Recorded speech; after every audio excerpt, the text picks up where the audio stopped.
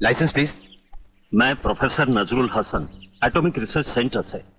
मेरे बच्चे की तबीयत अचानक खराब हो गई है। मेरी बीवी का अभी फोन था, मुझे फौरन घर पहुंचना है। प्रोफेसर साहब, वो फोन मैंने ही तुम्हारी बीवी से करवाया था, जो अब हमारे कब्जे में है। और ये पुलिस हमारी है और ये गाड़ियां भी हमारी हैं। अगर खैरियत चाहते हो तो अपने आप को हमारे हवाले कर दो।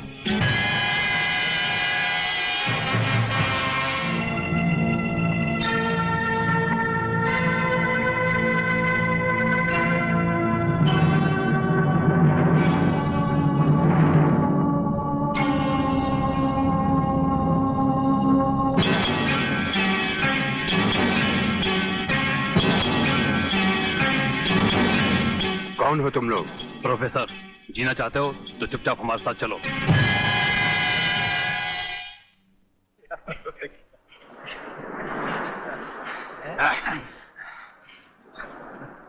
जल्दी आइए, आप लोग समझाना चाहिए, जल्दी करिएगा।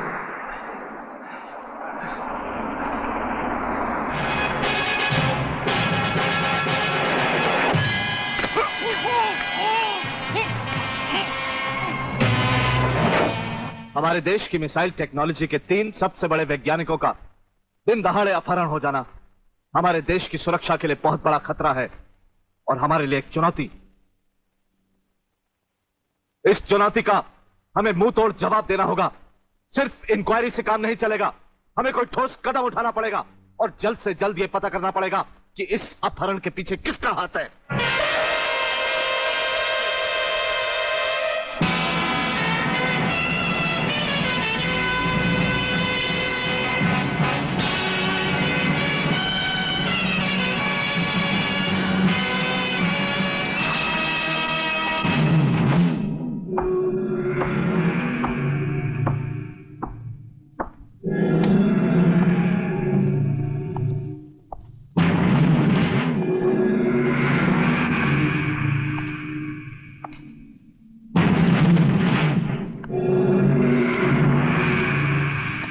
डॉक्टर विजय रेड्डी, प्रोफेसर नजरुल हसन और प्रोफेसर रंगास्वामी, हिंदुस्तान के मशहूर वैज्ञानिक।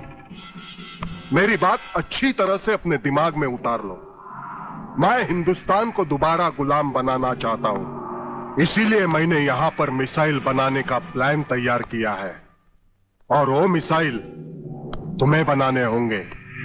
तुम्हारा नाम जो भी हो, मैं जानना नहीं चाहता, मगर एक बात तुम अच्छी तरह समझ लो। हम अपनी जान दे सकते हैं मगर देश के साथ गद्दारी नहीं कर सकते।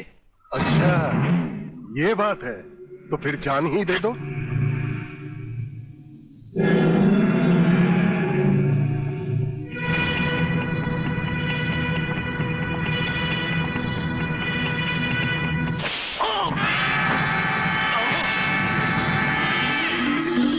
अब आपका क्या ख्याल है प्रोफेसर नजरुल हसन?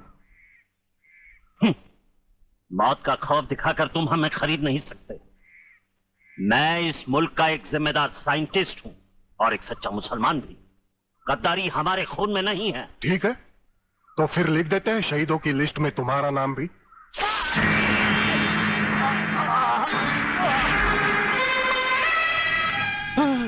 नहीं नहीं, मुझे मत मारो, मुझे मत मारो। मैं तुम जो कुछ भी कहो मैं करूंगा। तुम सिर्फ हमारे लिए मिसाइल्स बनाओगे। मैं मिसाइल्स तो बना सकता हूं, लेकिन उसके फ्यूज टेक्नोलॉजी के बारे में मुझे जानकारी नहीं है। कौन जानता है उसके बारे में? प्रोफेसर खुराना, जो इन दिनों लेटेस्ट मिसाइल फ्यूज टेक्नोलॉजी की जानकारी के लिए फ्रांस गए हुए हैं। उनके अलावा इस देश के किसी भी साइंटिस्ट को इसके बारे में कुछ नहीं मालूम। तुम मिसाइल्स बनाने का काम शुरू कर दो। डॉक्टर खुराना की वापसी का इंतजार मैं करूंगा।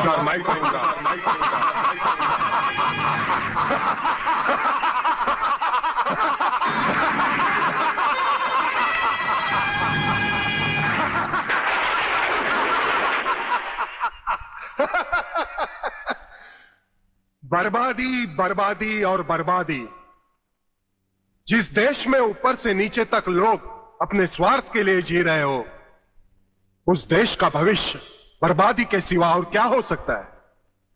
जिन गधों को एक साथ मिलकर रहना भी नहीं आता, उनको आपस में लड़ाकर तोड़ देना ही बेहतर होगा। मेरा नाम प्रलयनाथ गुंडा स्वामी है।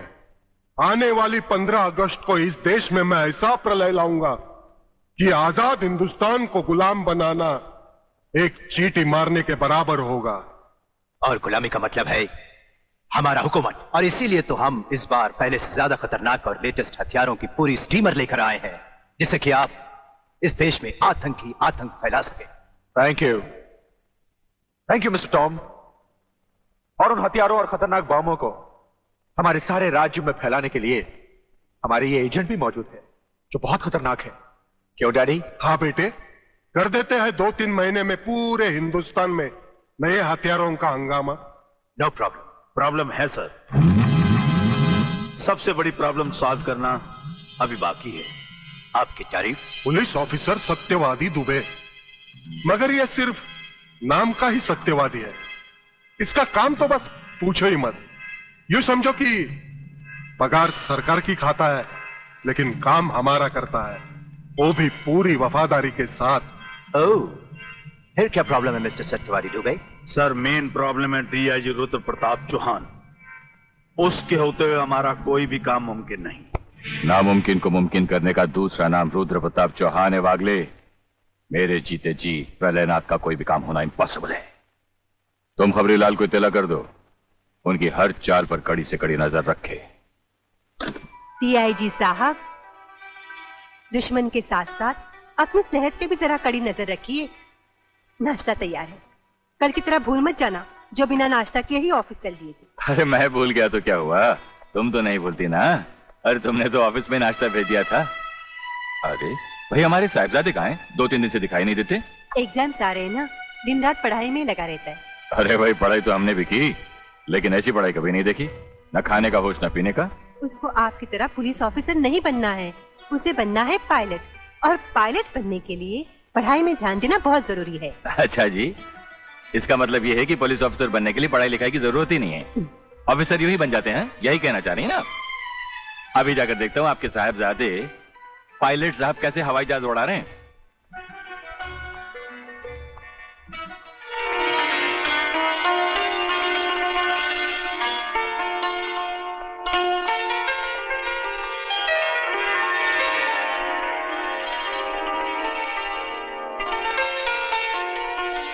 पायलट, ए कैप्टन, ए मेरे पायलट।